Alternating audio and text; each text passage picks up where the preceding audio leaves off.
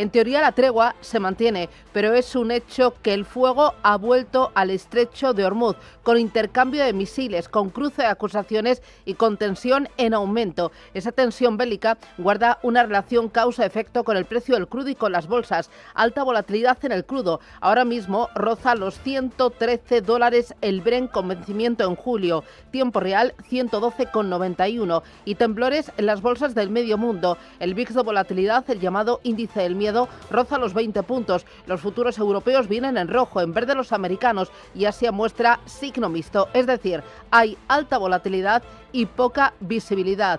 El ya frágil alto el fuego entre Estados Unidos e Irán se ha roto. Irán atacó ayer territorio de Emiratos Árabes Unidos a través del lanzamiento de 4 misiles de crucero. El gobierno emiratí reconoce haber neutralizado al menos 3 proyectiles lanzados desde territorio iraní y un cuarto habría impactado en el mar. Además, Emiratos acusa a Irán de haber atacado con un dron sus instalaciones petroleras en Fuyara, en el este del país. La situación, como ves, es de alta tensión en el estrecho que separa ambos países, Ormuz, y no está claro si esa tregua pactada hace pocas semanas sigue en pie o ha quedado totalmente dinamitada. Los mandatarios militares iraníes y también los mandos estadounidenses están intercambiando mensajes contradictorios. Teherán aseguraba haber alcanzado una fragata norteamericana con 2 misiles. Washington dice que esto no es cierto y que son ellos los que han hundido 2 barcos en la zona. Trump lo que ha hecho es elevar el tono. En una entrevista con Fox News advertía a Irán de que sería borrado de la faz de la tierra si atacaba a los barcos norteamericanos que protegen esos buques comerciales de la zona. Desde la Casa Blanca insistía Donald Trump en la debilidad militar de su contrincante. Yo lo llamo una mini guerra porque eso es lo que son. Ya no tienen armada, piénsalo. Tenían 159 barcos. ¿Cuántos les quedan? De 159, haz una estimación. 0. 159 barcos en las 2 primeras semanas. 159 barcos. De hecho, me enfadé mucho. Pregunté, ¿de qué calidad eran los barcos? Eran muy buenos. Dije, ¿por qué no te quedaste con el barco? ¿Por qué tienes que enviarlo al fondo del mar? Take the ship.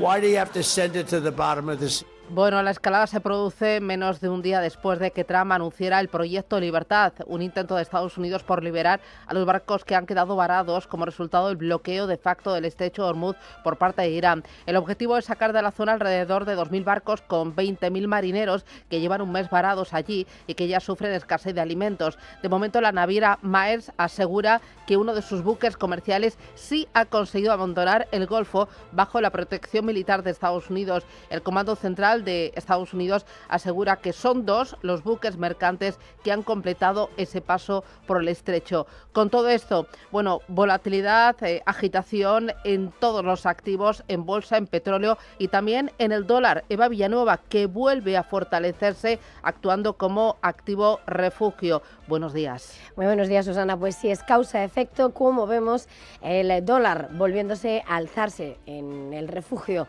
de unos inversores que siguen pendientes de esas tensiones geopolíticas. 98,56 unidades sube tímidamente el billete verde en esa canasta que le enfrenta frente a las principales divisas, pero ojo porque los operadores siguen sin despegar la mirada de esa divisa nipona, del yen. Lo vemos hasta ahora en 157,28 unidades, pero después del repunte que hemos visto en la jornada anterior se ha vuelto a avivar la especulación sobre otra posible ronda de intervención por parte de Tokio tras las últimas informaciones de que habría intervenido en medio de esta crisis donde el yen ha salido perjudicado.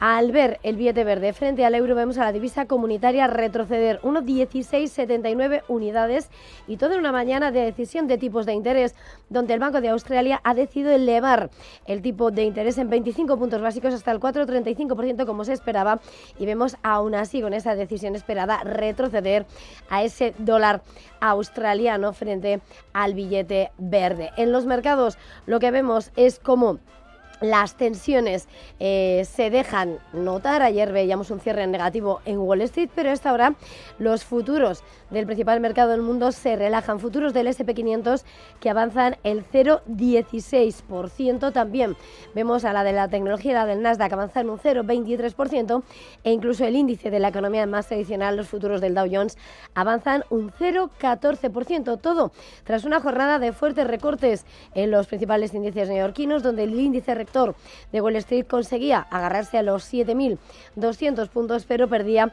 el 0,41%. Y esta mañana en Asia son las ventas las que predominan en la sesión, y el Hansen de Hong Kong que retrocede el 1,34%, donde hoy cae con fuerza la tecnología, como anoche veíamos en Wall Street, y con Japón y Corea del Sur cerrados por festivos. Tenemos a la bolsa australiana tras esa decisión esperada de subida de tipos, los recortes que suelen ir de la mano en la bolsa, 8.655 puntos para el S&P 200 y el Nifty que retrocede un 0,85%, mientras se aviva el temor entre los inversores y que anticipan una jornada de tensión de nuevo, pero viendo como en los futuros europeos, los futuros de la bolsa de Alemania, los futuros del DAX retroceden el 0,45%. Como decías, el protagonismo se vuelve a sentir en el mercado de las materias primas. Tenemos al oro avanzando un 0,28% en los 4.537 puntos, repuntando desde los mínimos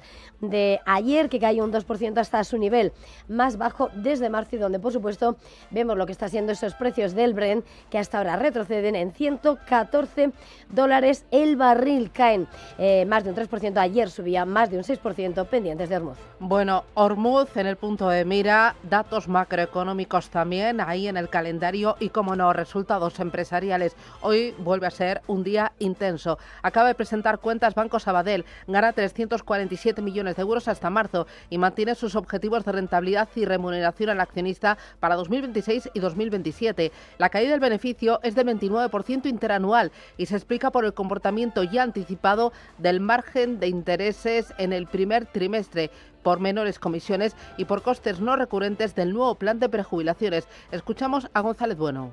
Los fundamentales siguen siendo sólidos. Seguimos generando capital de forma orgánica. Crecemos un 5,6 en crédito y un 5,9, casi un 6 en recursos de clientes, y continuamos mejorando nuestro perfil de riesgo con una ratio de mora que desciende hasta el 2,5%.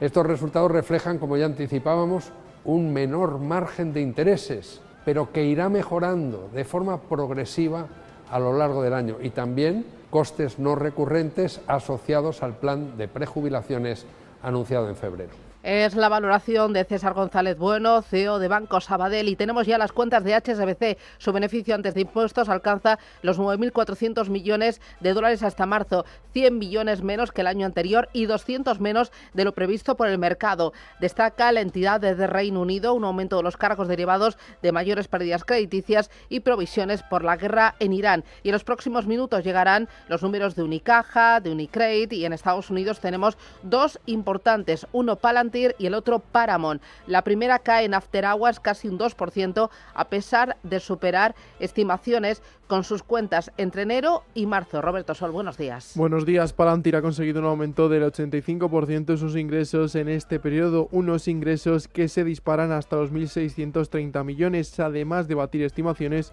es un crecimiento que no se veía desde 2020. Su beneficio por acción se coloca en 33 centavos, 5 más de lo previsto, y sus ingresos netos se han cuadriplicado, suben hasta los 870 millones. Por todo esto, Palantir ha elevado previsiones para lo que queda de año. Anticipa ahora un flujo de caja libre de entre 4.200 y 4.400 millones, cuando la estimación anterior estaba en 4.050 millones de dólares. La caída se puede explicar a través de sus ventas comerciales en Estados Unidos, que en este periodo han ascendido a 595 millones, algo por debajo de las expectativas de Wall Street. Paramount sí que por el momento convence al mercado, suben After Hours un 1,70 con unas cuentas que superan previsiones y que son las primeras desde la adquisición de Warner. Sus ingresos crecen un 2% interanual y superan los 7.000 millones. Aquí es clave el crecimiento del 11%, tanto en la unidad de estudios como de streaming, pero falla su negocio de televisión, cuyos ingresos caen en este periodo un 6%. Bueno, y les decíamos que estábamos esperando las cuentas de Unicredit y ya las tenemos.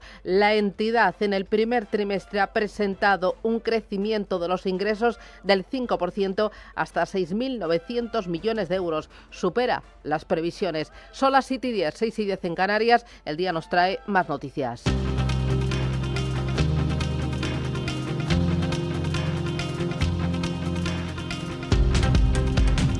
Emiratos Árabes Unidos avisa de que responderá a los ataques de Irán. Rubén Gil, buenos días. Buenos días. Las autoridades del país califican los bombardeos por parte de Teherán como una transgresión inaceptable y condenan el uso de armamento contra objetivos civiles. Emiratos Árabes Unidos, que ha recibido el respaldo unánime de los países del Golfo y de otros como Canadá o Reino Unido, señala que se reserva el derecho a responder a esos ataques contra su territorio y avisa de que actuará para proteger su seguridad y su soberanía. Los ministros de Economía y Finanzas de la Unión Europea analizan hoy el impacto económico de la guerra en Oriente Medio. En una reunión en la que el Ecofin también va a tratar otros temas como la profundización de los mercados de capitales o nuevas medidas para combatir el fraude del IVA. Sobre las consecuencias de la guerra, el ministro de Economía español, Carlos Cuerpo, reconoce que hay preocupación por una posible escasez de queroseno y el impacto que puede tener esto en el turismo. Nosotros lo vemos, por supuesto, con preocupación, pero creemos que hay que ocuparse ya de este tema antes de que empiecen a surgir estas señales de escasez. Desde España tenemos un punto adicional de tranquilidad, puesto que estamos entre los países de la Unión Europea que menos dependen de la importación de queroseno, pero no deja de ser importante para nosotros la situación del resto de países de la Unión, entre otras cosas porque gran parte de los turistas tienen que venir en efecto de nuestros principales socios comerciales. La presidenta de la Comisión Europea, Ursula von der Leyen, llama a Europa a reducir su dependencia energética. Recuerda que ahora hay una gran cantidad de dinero disponible para inversiones y pide a los países europeos que reduzcan su dependencia en energía, pero también en las cadenas de suministro, en defensa y en seguridad. If there's anything we have learned, then this is how vulnerable we are. Si hay algo que hemos aprendido es lo vulnerable que somos cuando tenemos dependencias excesivas. La energía siempre ha sido un obstáculo en el mercado interior de la Unión Europea, pero ahora con la crisis y el conflicto en Oriente Medio se ha convertido realmente en un cuello de botella para nosotros, y es esta excesiva dependencia de la volatilidad de los precios globales de la energía la que está perjudicando seriamente nuestra competitividad.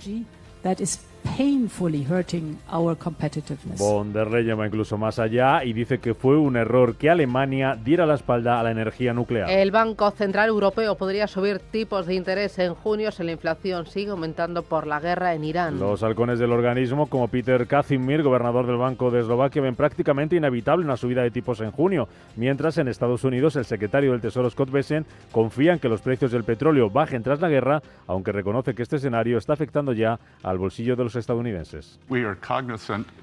Estamos conscientes de que este repunte a corto plazo de los precios está afectando al pueblo estadounidense, pero también estoy seguro de que al otro lado de esto los precios van a bajar muy rápidamente.